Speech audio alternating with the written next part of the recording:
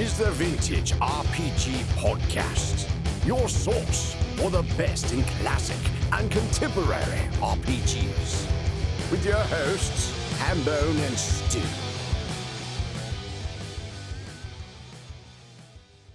Welcome to the Vintage RPG Podcast, coming at you again from the clubhouse, hidden somewhere in the swamps of New Jersey. I'm John Hambone McGuire, and with me, as always, is the editor-in-chief of Unwinnable.com, Stu Horvath, and today we've got a very, very cool guest. David Hoskins is with us. We're going to talk a little bit about his new module, The Isle of the Plangent Mage, for Old School Essentials, as well as some of the other killer artwork that David has done. So without further ado, we're going to jump right into it. David, how's it going today? Hey, pretty good. How's everybody doing? Pretty good. You know we can't complain. Welcome. Yes, we are somewhere in the swamps of New Jersey. You are in the swamps of Florida. Oh. Yeah, definitely swampy. Is it humid down there yet? Oh, yeah. It's only April. It's awful. Oh, winter's been holding on. It just had its last stand earlier in the week where we had one night where it dipped down to, I think, the 50s or something. And then it, 85 the next day. Oh, God. And sick. Yeah. It's like 67 here. And I'm like, ooh, it's a little warm. Yeah. That's the way I feel. And this episode is going to be coming out pretty timely. So when you are hearing this, dear listener, David will still be sweating due to humidity down in Florida. It's going to be worse. Probably. So, David, why don't you tell us a little bit about the Isle of the Plangent Mage? Isle of the Plangent Mage is a adventure for Old School Essentials. It's written by Don Stroud. You all might know him from Dead Planet and A Pound of Flesh from Mothership. And it's really good. I don't know what else you want to know about it. Well, this isn't the first time you've worked with Don, right? I've worked with Don on Forgotten Rites of the Moldering Dead. I think that was the first thing I did with Don. That's his book on the undead. It's got new tables and exciting things to sort of spice up your zombies and your liches and things like that. It's normally pretty DCC-centric, but it can fit into just about any OSR kind of D20 system. It's kind of the follow-up for his Lesser Key of the Celestial Legion, I think is what it's called. He's got some great names. That's for DCC players. Yeah. He definitely comes up with good names, and he's good with the horror. So it's a good fit for me. My roots definitely stem from horror and monster books and comic books and, all that good stuff. So how did you get into doing art for role-playing games? I feel like, time is meaningless now, but I do feel like you've sort of burst into the scene in the last couple of years. Because I kind of started in the past couple of years. Well, there we go. Yeah, I used to do more artwork for bands, like flyers and album artwork and stuff like that. I did some painting and stuff that I showed in galleries, and I kind of fell out of that. There's some health issues that held me up for a while. And then just pretty recently, I just started getting back into gaming.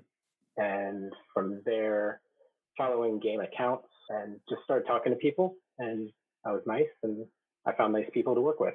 And it just sort of spiraled from there. We were talking earlier about Matt from Exalted Funeral. I messaged him on Instagram for a magazine that he was putting out with Robin, blanking on his last name. Feel bad. But it's called Umbra. Do you remember Umbra? When that was? I have a copy of Umbra. Umbra's great. Right. Yeah. It's a really, really good mag. And they were doing an open submission thing. And I messaged Matt and said, hey, I've got some of this stuff. I'll submit to it if you want. And he was totally cool about it. We started chatting. And then I found out that we both lived in Orlando at the same time. And my roommate's girlfriend worked with him. And he it's weird. We knew all the same people, but we never met. See, this is weird because Matt used to live like 2 towns over from me. And we never actually met or had any kind of contact, but it's like he's just always in the background, like some sort of like Stephen King character or something. He is like a weird Stephen King character, hanging out in the background, pulling the strings in the RPG scene. The puppet master. Yeah. Well, and then from there, I started going to conventions. So I went to GaryCon, and I played Mothership with Jarrett Crater, who's a guy from Moonrat Conspiracy, does editing and proofreading with Fiona, and started talking to him. And I gave him a zine that I did called Summoning Sickness, which was like a illustrated encyclopedia of like kind of black magic and occulty stuff mixed with just good old folklore and monster books. That's awesome. Monster You stories. get that. I didn't know about Summoning Sickness, but that is an awesome title. There's lots of awesome titles in this podcast episode, I feel like. It's summoning with a U, with a V instead of a U. So like, you know, the WotC can't come down on me. Or at least they probably, I don't know. There are only 300 copies and they're long gone. Well, I might have one. I might have one for you, Stu. Stu will send you a prepaid label. Yeah. We'll talk offline about this. I handed that around, and like I gave one to Jarrett. I gave one to Jeffrey Flanian from Astonishing Swordsman and Sorcerers of Hyperborea. And from there, you know, Jarrett got me hooked up with Luke Gearing for Acid Death Fantasy. I did some stuff for Astonishing Swordsman, and it just sort of kept snowballing from there. And yeah, it's been just a blast. It sort of reinvigorated my love of doing art. Before I was kind of burnt out and like I wasn't enjoying it as much as I am now. So it's nice to get back into the swing of things and get stuff out there that people seem to like and I like doing. So let me ask you a question, because I too come from the music scene, and I do love so much the art that is created for posters, for bands, for album covers and stuff like this. Do you feel, as a person who walked in that world and did art for that, there's kind of a somewhat limited scope to the enjoyment that you're going to get from like a bit of album art or band art? Like, you could wear it on a t-shirt, you could hang an album on your wall. Every time you see it, you go, oh, that's pretty cool. Versus now creating for RPGs where you have a game master, a dungeon master, or even a player who's looking through your art and it's sparking their imagination so much more and in so many more dimensions. And you're getting that pop like every time someone thumbs through those pages. I definitely think so. And the same things like comic book work.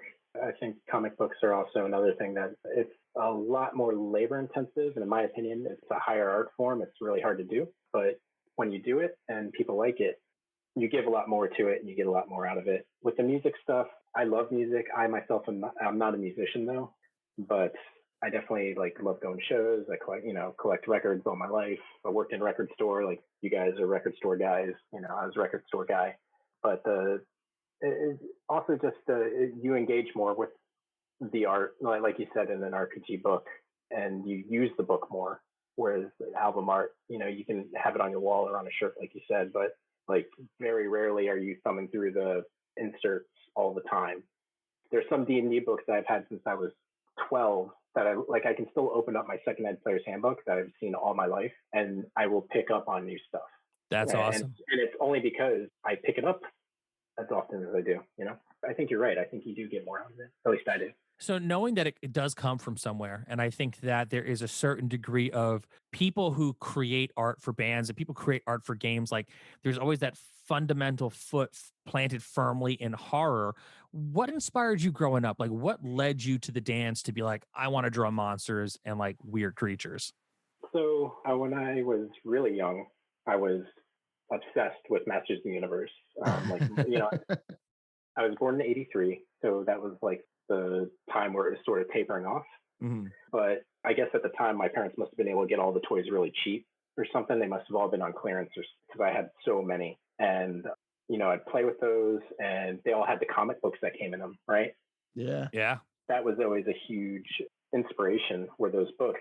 That's Alfredo Alcala, who did the artwork in those, which later, like getting older and starting to read comics and then flipping through like old Savage Sword of Conan, a huge inspiration for me was his inks on top of John Buscema's Savage Sword pages.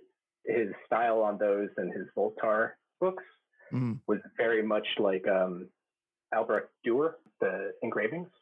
Like his ink work looks like an engraving. And so I think like, especially now with some of my more recent stuff, like the stuff from Forgotten Rites and Moldering Dead. And I recently did some stuff for Through Alton's Door, the third issue of that. Yeah, I was just looking through your Instagram at what you had posted recently of that, and I'm so excited to get my hands on that. Man, Through Alton's Door is like, I think that's like the cream of RPG zine at the moment. I just love like Ben puts it's really interesting stuff, and he puts a lot of thought into things like his paper stock and stuff like that. And don't think he's going to be doing this one for issue 3 because it did so well, but issues 1 and 2, he's assembled them by hand. The Alton Store stuff is just phenomenal. I'm really looking forward to people getting that in their hands. I mean, other than the Masters of the Universe stuff, I mean, it all kind of branches from there, right? Like, I love the live action movie. Mobius did all the stuff for that. You can obviously see like Mobius influence. Oh my God.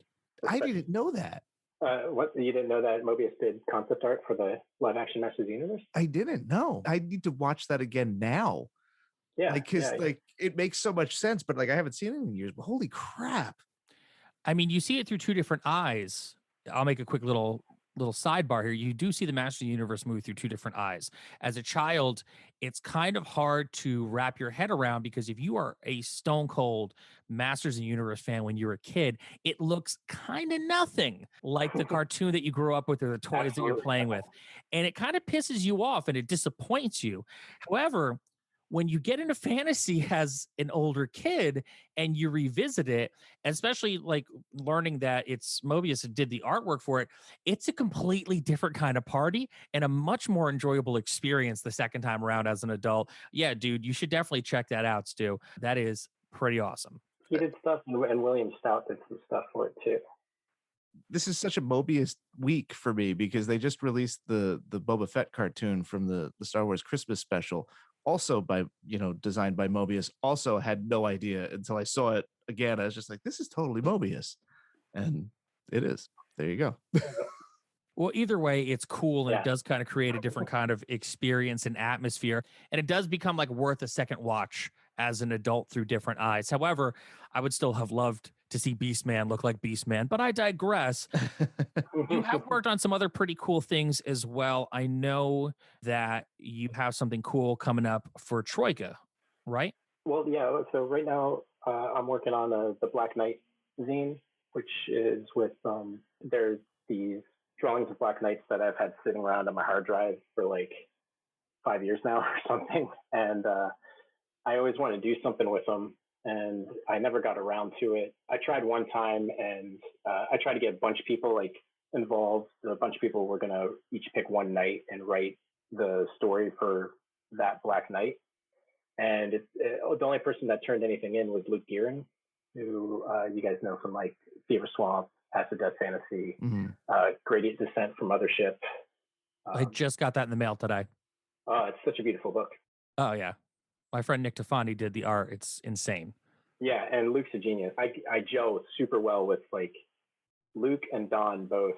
I think I gel really well with. But so I had some kind of downtime. I was taking a little bit of a break after Through Alton's Door.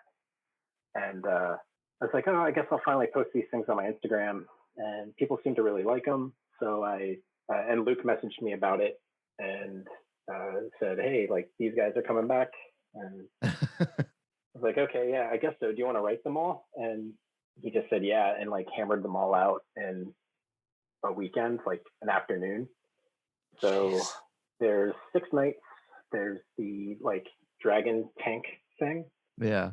And Luke went through there. We've got a way to, like, they're all, Troika has the backgrounds. So each night has its own background, so you can use them as backgrounds. We also have a way to use them as like NPCs or villains.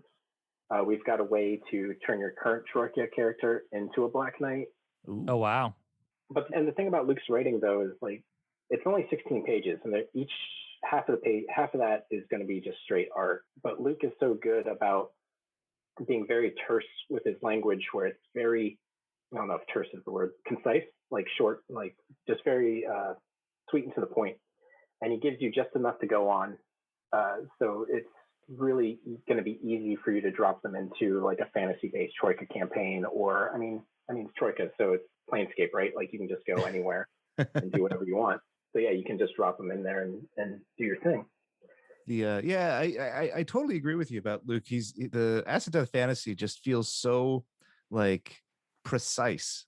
Like he gets so much mileage out of so few words. It really and I know he's real big on having, if you're going to have lore, having the lore tie in with like mechanic in a way. So I sort of think of it as like the Dark Souls way of telling a story, where you don't have the plot up front, but you read the item descriptions. Yeah. And the item descriptions give you like, there's like got a name in it. And then the next item description has the same name and kind of tells you more about that character and what they did. And you kind of get that reading Luke's stuff, I feel. I'm surprised that illustrations are older because they're just so like right in with all the other stuff that I've really been seeing. What inspired them? The Black Knights? Yeah. I think I just needed a break from what I was doing. So like those things are just like, start with the silhouette, right? Like they're just black blobs. And then I just went in with the eraser tool and started like carving out lines with them and not caring so much about proportion and things that like, I've gotten really tight and really hyper focused on certain things like line work. I mean, if you look at some of that Through Alton Store stuff, there's so many lines. And just trying to do something that was quick and loose. But, you know, like I said, this is older. Like, so I think I'm due for another one because I'm pretty wound up on doing real tight, like really fine detailed stuff. So, but that's where the Knights came from, was me just needing to loosen up. I think they're originally going to be screen prints, actually. I was going to do like these 2-color screen prints of them. So that's why there's just the black and the red. And like the colors were separated and everything. I should be getting a quote back on Wednesday. I think we're going to do risograph. Nice. Oh, hell yes. To get those done. And I've worked with risograph machines before. I don't have access to one currently, so I think we're going to go through Resolve, which I've worked with before. I think they're out of Pittsburgh. They're a really good company if anybody's listening and they want to work with a really good Riso printer. Everyone should do that because Rizzo is great. It's just such a unique feel to have a risograph book. Yeah, it's got a very nice, like tactile feeling to it. You get the registration is off sometimes. Yeah. The ink smears a little bit. Plus, I mean, it's also sustainable. Like the inks are soy-based. The screens that the machine uses are made out of like recycled banana leaves or something like that. Really? I didn't know that. It's like a box, but it looks like an AC, a car air filter, but it's got these, it's like an accordion kind of deal. And it's got all these, they're essentially screens that the machine will create a one and done screen of whatever. Like if you're doing all of your reds, it will make a thing of all your reds. You run your reds through, and then you run another color layer through the machine. Like, so then you send it your blacks and you run everything through again, and it will destroy the previous like screen to make the black like screen, and it goes through there. And eventually you've got this giant like thing that you have to pull out, and it's this big ribbon of old gunky things, but it's an awesome process. I think that the Black Knights are sort of a good example of like, there seems to be, for me, when I'm looking at your work, there's like 3 sort of pillars. Like one, it's really ornate, and that, but 2, it's also extremely legible. And then if you kind of put, color in, it becomes like super, super vibrant. And like, I think that that's like an interesting interplay between those 3 things. Is there any intention there to mess with those 3 particular things? Is it accidental or?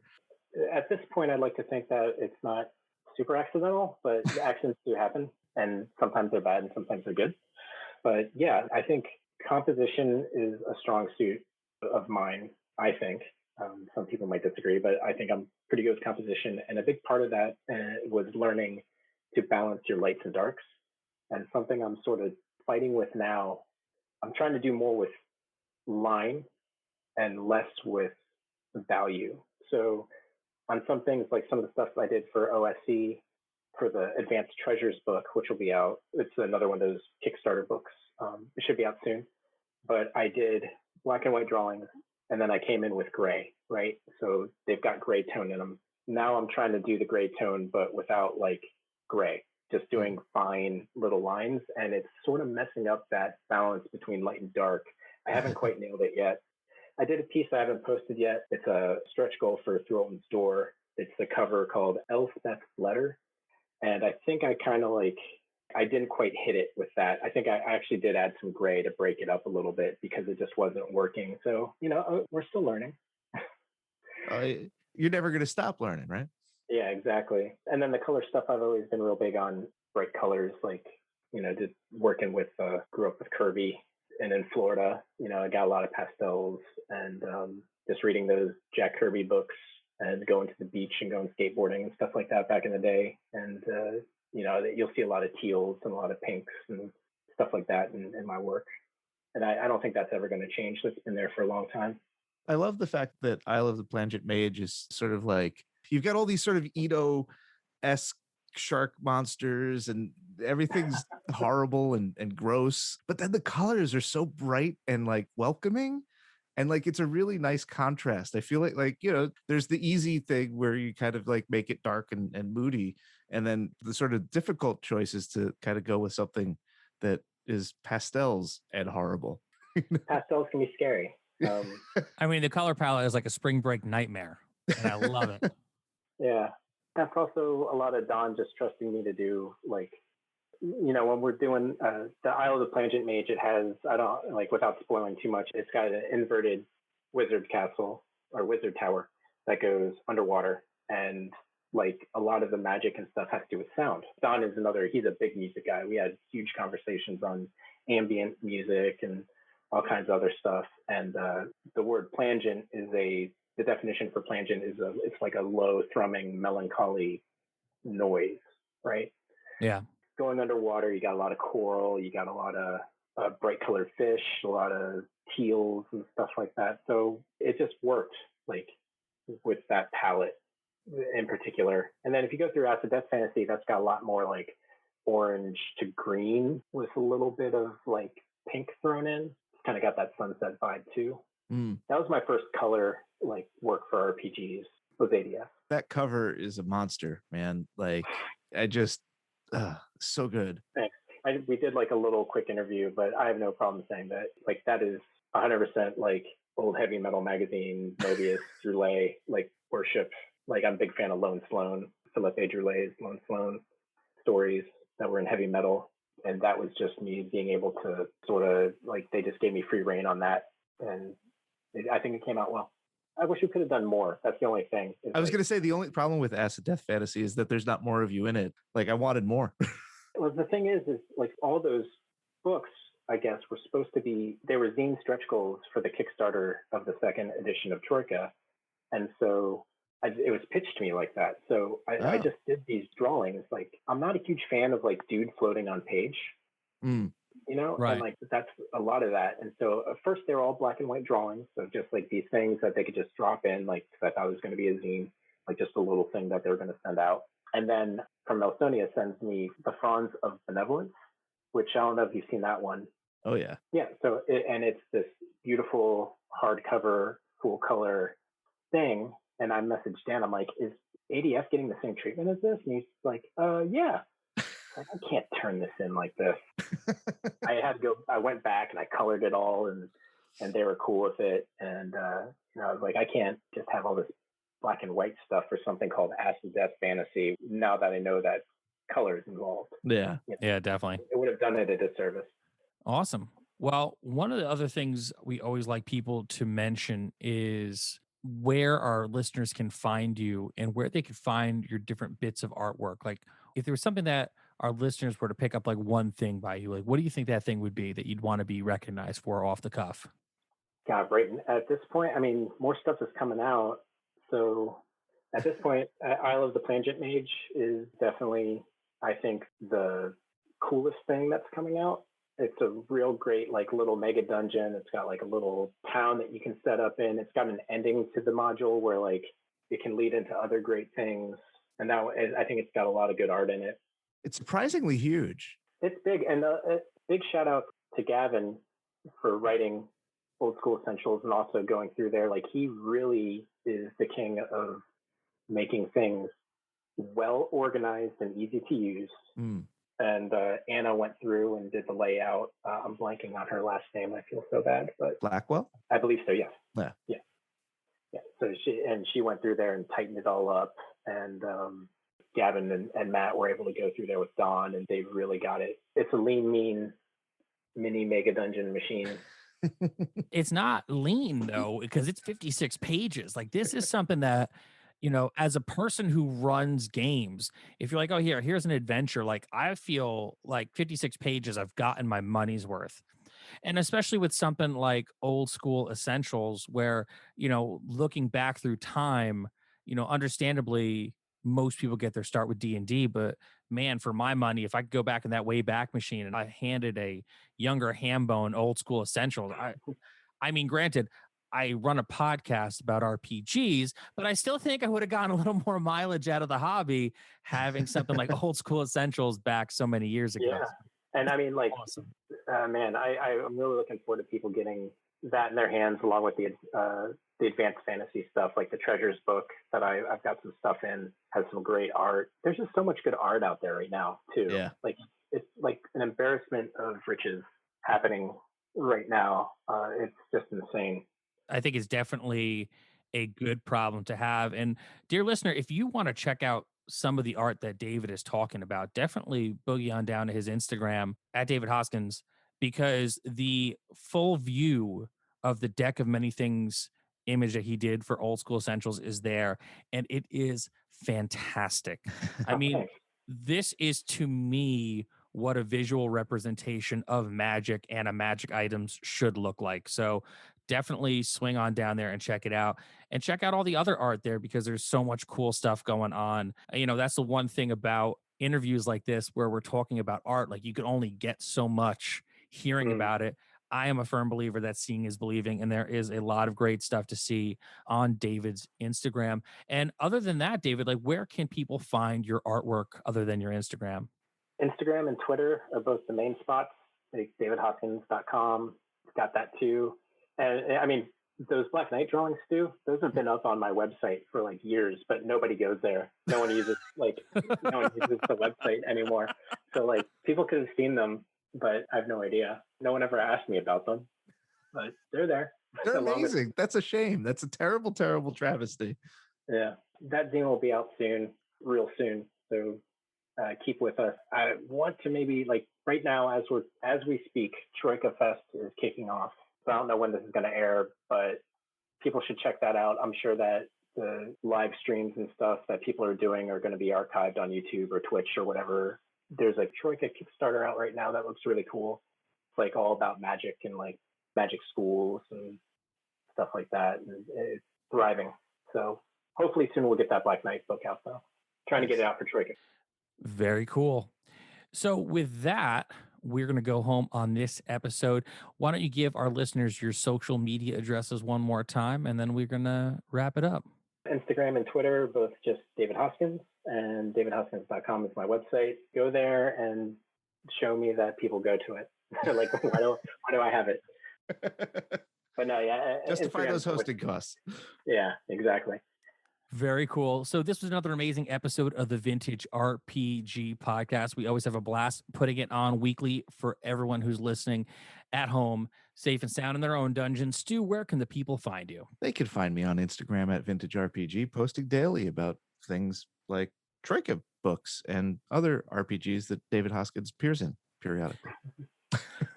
Very cool. You can find me on the Twitter. I am at John McGuire RPG, and on Instagram at John McGuire RPG. Yes, I changed all my socials. It's a little more me these days. Still don't post that much because I don't leave the house, but you can find me on there for my social media.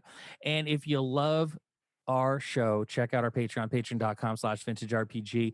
There is a behind the scenes look at Stu's book. There's a behind the scenes look at my RPGs. We've got a killer Discord community that we'd love for you to be a part of, early release episodes and more.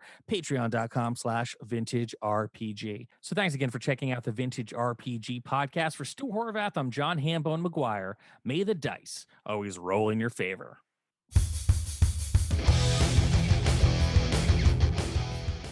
Thanks for listening. Don't forget to like, review, and subscribe to the podcast. Every review helps other listeners to find us. The Vintage RPG Podcast is a ham-fisted production. Music by Dego West. Art by Schaefer Brown. If you like the podcast, you should also consider becoming a patron at patreon.com.